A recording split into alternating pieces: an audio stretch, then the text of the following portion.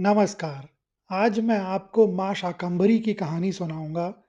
प्राचीन काल में दुर्गम नामक एक शक्तिशाली असुर राजा था। उसका शरीर विशाल था और मन में अहंकार भरा हुआ था। वह जानता था कि केवल शक्ति से देवता नहीं हारेंगे, उन्हें उनके ज्ञान और पोषण के मूल से काटना होगा। इसी विचार के साथ असुर दुर्गम ने अपनी सारी प्रजा को छोड़ दिया और घोर तपस्या में लीन हो गया। उसने वर्षों तक कठोर तप किया। उसकी तपस्या की अग्नि से तीनों लोक कंपायमान हो उठे। अंततः सृष्टिकर्ता भगवान ब्रह्मा उसके सामने प्रकट हुए। भगवान ब्रह्मा ने कहा, उठो वत्स, मैं तुम्हारी तपस्या से प्रसन्न हूँ। मांगो, क्या वरदान चाहिए। दुर्गम ने हाथ जोड़कर कहा, हे पितामह, मुझे ऐसा वरदान दीजिए कि स्वर्ग के देवता मेरा सामना ना कर सकें। लेकिन मेरी इच्छा सिर्फ शक्ति नहीं है। मुझे वह शक्ति चाहिए जो देवताओं को बल देती है और मनुष्य को ज्ञान। और तब दुर्गम ने वह वरदान मांगा जो किसी ने कभी नहीं मांगा था। मुझे वे सभी वेद, शास्त्र और धार्मिक ग्रंथ प्रदान कर दीजिए जो ज्ञान का स्रोत हैं और जिनके आधार पर इस सृष्टि में यज्ञ और नियम चलते हैं। साथ ही मुझे वह शक्ति मिले कि मैं उन्हें हमेशा सुरक्षित रख सकूं। भगवान ब्रह्मा ने तथास्तु कहा और उसे सभी ज्ञान के भंडार सौंप दिए। वेदों और शास्त्रों को प्राप्त करते ही दुर्गम का बल असीम हो गया। जैसे ही दुर्गम ने वेद और ज्ञान को अपने अधिकार में लिया, पृथ्वी पर सब कुछ बदल गया। ज्ञान ही यज्ञों का आधार होता है। वेदों के ज्ञान के बिना पृथ्वी पर यज्ञ बंद हो गए। देवताओं को यज्ञों से मिलने वाला पोषण मिलना बंद हो गया। नियम और धर्म भंग होने लगे। सबसे भयानक परिणाम यह हुआ कि वर्षा के देवता पर्जन्य देव वेदों के मंत्रों के अभाव में अपना कार्य भूल गए। आकाश में बादल आना बंद हो गए। एक वर्ष, 2 वर्ष करते करते पूरे 100 वर्ष तक पृथ्वी पर वर्षा की एक बूंद भी नहीं गिरी। वर्षा के अभाव में महाअकाल ने पृथ्वी को अपनी चपेट में ले लिया। धरती फट गई। जगह जगह गहरी दरारें पड़ गईं, जैसे वह अपनी वेदना व्यक्त कर रही हो। हरी भरी भूमि धूल के ढेर में बदल गई। नदियां और जलाशय सूखकर बालू के मैदान बन गए। मनुष्य, पशु, पक्षी सब पानी और अनाज के एक एक दाने के लिए तरसने लगे। बड़े बड़े ऋषि मुनि भी अपनी तपस्या छोड़कर जंगल जंगल भटकने लगे, क्योंकि उन्हें पूजा और भोजन के लिए कुछ नहीं मिल रहा था। नदियां, जलाशय और कुएं सूख गए। धरती पर घास का एक भी तिनका नहीं बचा। मनुष्य भूख और प्यास से तड़प तड़प कर मरने लगे। जीवित बचे लोग कंकाल जैसे दिखते थे। चारों ओर केवल मृत्यु और निराशा का सन्नाटा था। भूख और प्यास से तड़पकर हजारों लाखों जीव काल के गाल में समाने लगे। स्वर्गलोक में भी यज्ञ और पूजा रुक गई, क्योंकि यज्ञ सामग्री के लिए अनाज, फल और घी उपलब्ध नहीं थे। यज्ञों के रुकने से देवताओं को उनका पोषण मिलना भी बंद हो गया। असुर दुर्गम इन सबसे बेपरवाह अपने ज्ञान और बल के मद में चूर स्वर्ग पर अधिकार करने की तैयारी कर रहा था। उसे लगा कि अब उसे हराने वाला कोई नहीं बचा है। जब देवताओं ने देखा कि अब मनुष्यों और जीवों को बचने का कोई उपाय नहीं बचा और असुरों का बल बढ़ता ही जा रहा है, तब उन्होंने अपनी अंतिम उम्मीद आदि शक्ति माँ दुर्गा का आह्वान करने का निर्णय लिया। वे सब कुछ उस अकाल की मार झेलते हुए भूखे प्यासे लड़खड़ाते कदमों से हिमालय पर्वत की ओर बढ़े। हिमालय को देवभूमि माना जाता है और वह पवित्रता और तपस्या का स्थान है। वहां उन्होंने एक शांत और पवित्र कंदरा ढूंढी। सभी ने मिलकर वहां अखंड तपस्या और आराधना शुरू कर दी। ना उनके पास पूजा के लिए फल थे, ना फूल, ना हवन के लिए सामग्री। उनके पास केवल उनकी आस्था, श्रद्धा और पीड़ा थी। भूख और थकान से अर्धमूर्छित होते हुए भी वे लगातार देवी के नाम का जाप करते रहे। उनकी आंखों से केवल अश्रु बह रहे थे। वे अश्रु केवल शारीरिक पीड़ा के नहीं थे, बल्कि पूरी मानवता की करुणा और जीवन की भीख थी। यह प्रार्थना इतनी तीव्र थी कि वह केवल मंत्रों से नहीं, बल्कि सामूहिक विलाप और हृदय की पुकार से निकल रही थी। देवताओं को अपनी शक्ति छिने जाने का भय था, ऋषियों को ज्ञान की हानि का और मनुष्यों को अपने वंश के नाश का।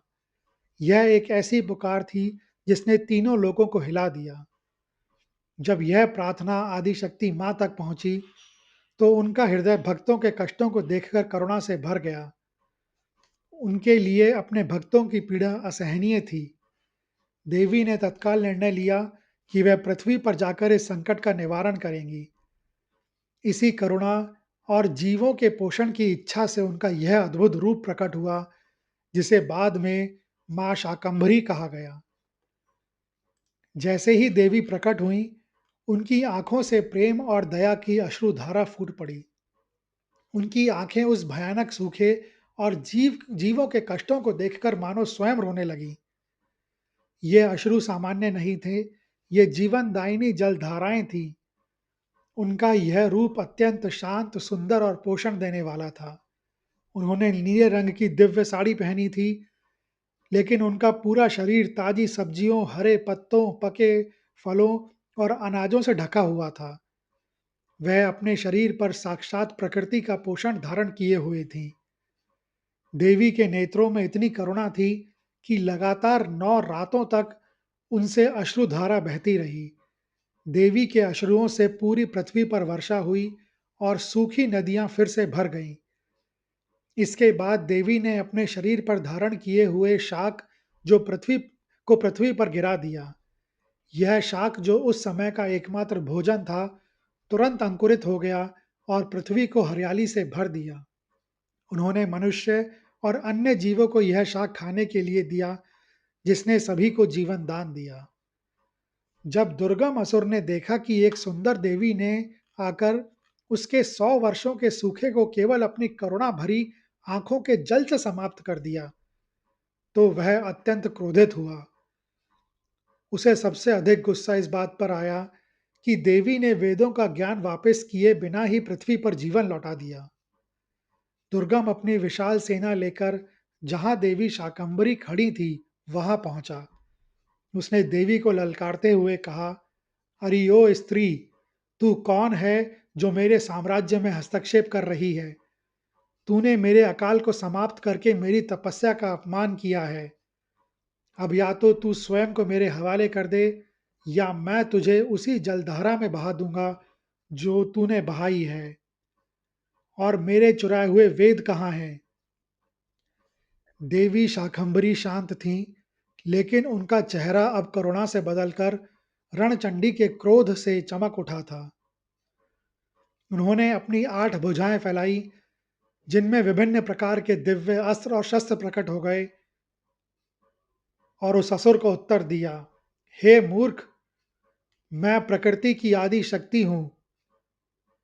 तूने ज्ञान का हरण किया और जीवों को पीड़ा दी। वेद और ज्ञान किसी असुर की संपत्ति नहीं, यह सृष्टि का आधार है। मैंने जीवों को जीवन दिया है, और अब मैं तुझे मृत्यु दूंगी। यह सुनते ही दुर्गम और देवी के बीच भयंकर युद्ध छिड़ गया। यह युद्ध लगातार 7 दिनों तक चला।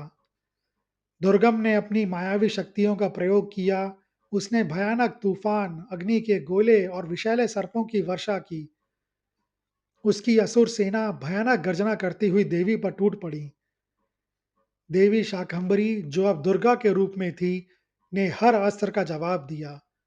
उन्होंने एक ही हाथ से गदा चलाई, दूसरे से त्रिशूल का प्रहार किया और तीसरे हाथ से दुर्गम के बाणों को काट दिया।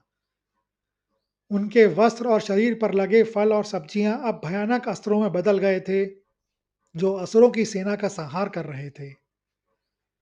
7वें दिन, जब दुर्गम ने अपनी अंतिम शक्ति लगाकर देवी पर भयानक वार किया, तो देवी शाकंभरी ने अपना त्रिशूल उठाया। उन्होंने एक प्रचंड गर्जना की, जिससे पृथ्वी कांप उठी। देवी ने अपनी तीक्ष्ण त्रिशूल से सीधे दुर्गम असुर के हृदय पर ऐसा भीषण प्रहार किया कि वह धराशायी हो गया।